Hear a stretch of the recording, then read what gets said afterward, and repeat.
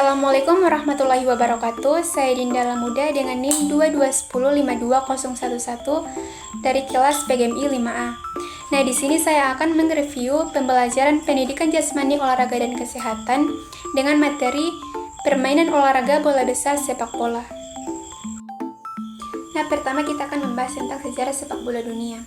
Nah, sejarah sepak bola dunia kali pertama dimulai pada abad ke-19 di tanah Britania Raya atau Inggris.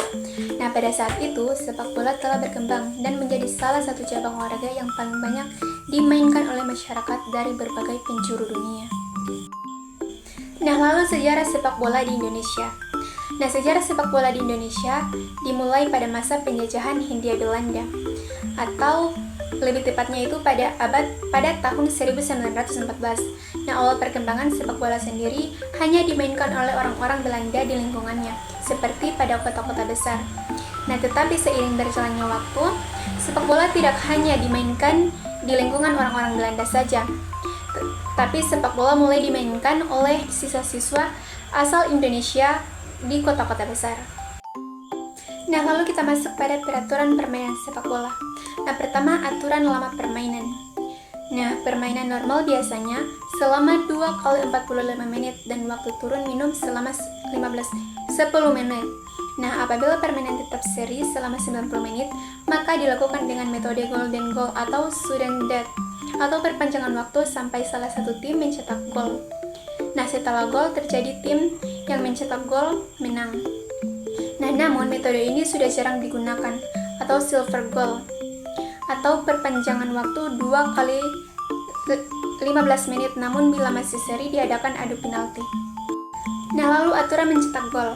Nah, sebuah gol dinyatakan sah apabila melewati garis gawang dengan tendangan, bukan lemparan, bukan pukulan dengan tangan. Nah, tim yang paling banyak mencetak gol dinyatakan sebagai pemenang. Nah, lalu pertandingan dimulai dengan kick off. Nah, di mana kick off itu dilakukan 2 kali ketika memulai babak pertama dan ketika memulai babak kedua. Nah, ketika kick off, kedua tim harus berada di wilayah masing-masing, dan ketika peluit dibunyikan, tim yang ditunjuk yang mengambil kick off akan memulai pertandingan.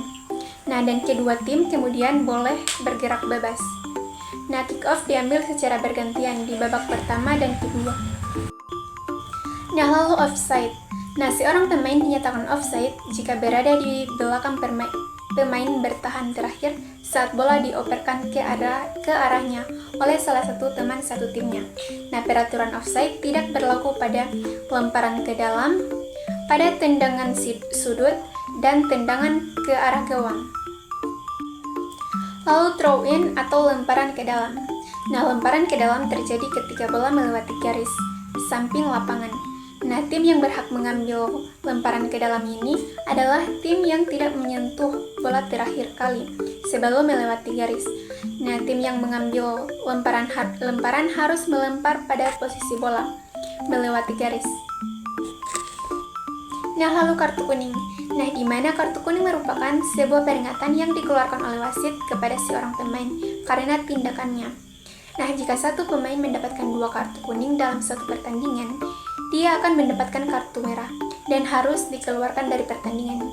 Nah, pemain diberi kartu kuning jika melakukan tindakan berbahaya, misalnya menendang dengan posisi kaki terlalu tinggi di dekat kepala pemain lawan, lalu menjegal atau menjatuhkan kiper di area gawang, dan kiper memegang bola hasil operan dari teman setimnya.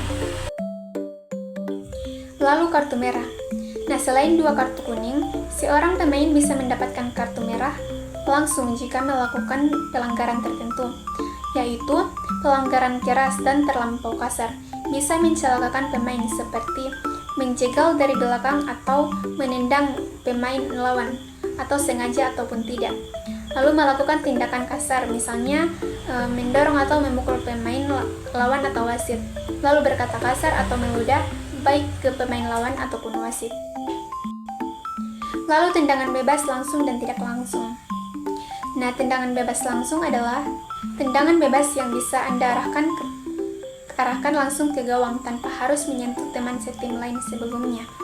Nah, sedangkan tendangan bebas tidak langsung adalah tendangan bebas yang harus menyentuh teman setim yang lain sebelum bisa ditembakkan ke gawang. Nah, lalu tendangan penalti. Nah, tendangan penalti terjadi ketika seorang pemain lawan melakukan pelanggaran di dalam kotak penalti sendiri. Nah, dalam tendangan penalti, seorang penendang akan menembak bola yang diletakkan di titik penalti ke arah gawang yang akan dijaga oleh kiper lawan. Nah, pemain luar harus berada di luar kotak penalti. Nah, lalu tendangan sudut dan tendangan gawang. Nah, jika bola melewati garis gawang atau garis yang sejajar dengan garis gol tetapi tidak berada di bawah gawang, dan terakhir kali disentuh oleh tim yang bertahan, maka tim yang menyerang berhak mendapatkan tendangan sudut di satu lapangan yang paling dekat dengan posisi bola keluar dari lapangan. Nah, lalu teknik dasar sepak bola. Nah, beberapa teknik dasar yang perlu dimiliki pemain sepak bola adalah: pertama itu menendang atau catching, lalu kedua menghentikan atau mengontrol atau stopping, lalu mengiring atau dribbling, menyundul atau heading, merampas atau tackling, lemparan ke dalam atau throw in, dan menjaga gawang atau goalkeeping. Nah, itulah review materi dari saya dengan materi permainan olahraga bola besar sepak bola. Jika terdapat kesalahan, saya mohon maaf. Wabillahi taufiq wal hidayah. Wassalamualaikum warahmatullahi wabarakatuh.